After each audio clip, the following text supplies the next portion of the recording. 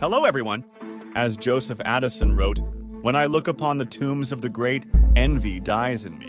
When I read the epitaphs of the beautiful, lust goes away. When I see the burial of kings next to the graves of those who deprived them of their throne, I sadly and surprisingly recall the petty intrigues and quarrels that fill the history of mankind."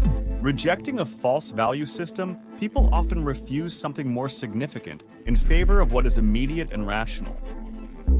And only after years and decades does he realize life has passed him by.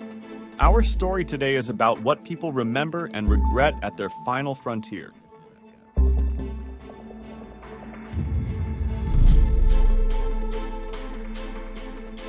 Everything in our life changes, but three constants always remain: change, choice, and principles. But, as Stephen Covey liked to repeat, if the ladder is leaning against the wrong wall, no matter how many steps you climb, you'll still end up in the wrong place.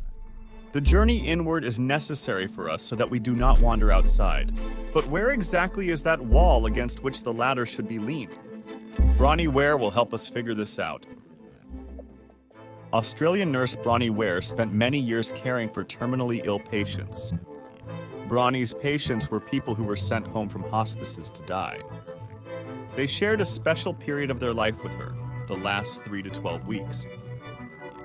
All patients, Bronnie notes, went through stages, through denial, fear, anger, remorse, even more denial, and finally, acceptance. And all, as one, found peace before leaving. When asked about their regrets and what they would have done differently, the same themes kept coming up again and again. Here are the 5 most common ones. I wish I'd had the courage to live a life true to myself, not the life others expected of me. This was the most common regret. When people realize that their life is almost over and look back clearly on it, it is easy to see how many dreams have gone unfulfilled. Most people have not even fulfilled half of their dreams. They had to leave, knowing that their own choices or lack thereof were to blame.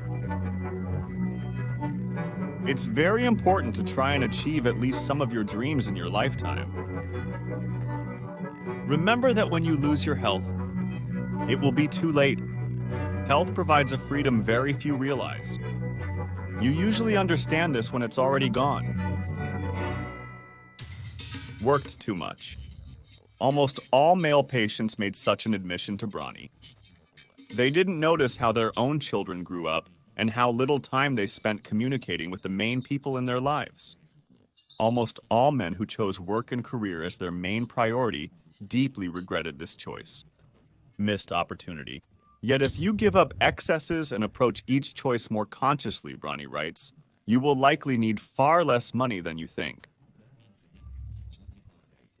By creating more free space in your life, you open yourself up to new opportunities that, again, will better match your new lifestyle. Many people suppress their feelings and ideas with the intention not to stand out too much in their environment. The harsh suppression of their emotions and desires, accompanied by bitterness and resentment, often became the cause of many psychosomatic diseases. As a result, having accumulated health problems, they settled for a gray existence and never became what they could really be. We have no reason to track other people's reactions to us. Even if those around you initially react painfully to your desire to openly express your feelings and views, in the end, it will elevate your relationships to a completely new level or free you from unhealthy relationships. In any case, you will come out ahead. People truly realized the benefits of communicating with old friends only when they had a few weeks left to live. But finding friends was not always possible. Many were so immersed in the daily hustle and their own problems that their relationships with friends dwindled over the years. I heard many deep regrets about people not giving the time and effort to friendship that it deserved, recalls Bronnie, because everyone misses their friends at the doorstep of death. In our busy lives, dedicated to the pursuit of material goods, status, and power, we too often neglect friendship. But when you feel the approach of death, all these things take a back seat. Yes, people want their financial affairs to be in order before they go, But money, career, and social status no longer represent true value to them at this stage. All that remains at the final frontier is love and relationships. It's surprising, Bronny writes, but many people have noticed this at this point. Until the end of their days, they did not realize that happiness is a matter of their own choice. They remained hostages of their rigid attitudes and habits. The comfort zone and secondary benefits completely dictated their set of emotions and lifestyle. Conformity and fear of change forced them to deceive themselves, convincing that everything is okay. But on your deathbed, the last thing you care about is what others think of you. Turns out the ability to not worry about anything and smile again was always with you. And to become happier, you don't need to climb up and follow trends, but just take one step aside and leave the fear behind. The greatest battles in our lives take place in the silent halls of our souls. Losing the most valuable relationships, health, and our integrity, we almost always forget that the second hand moves in only one direction. We waste our time, strength, and energy on what we cannot change, to the detriment of what we can indeed influence. In 2004, after the death of her husband, 65-year-old Islamic Republic of Iran, Maggie, nicknamed Smokey, became homeless and literally ended up on the streets of Los Angeles. She had to survive by collecting scrap paper and cans, which she turned in at recycling centers. One day, Iran decided to knock on Elvis Summers' door to collect unwanted newspapers. He could have called the police and chased the old woman away, but he remembered his grandmother, who also had to make ends meet. Learning that Maggie was sleeping under the open sky, the guy asked her to come back in 5 days. Going to the construction hypermarket, he bought a mini house kit for $500. When the old woman came the next time, he congratulated her on her housewarming.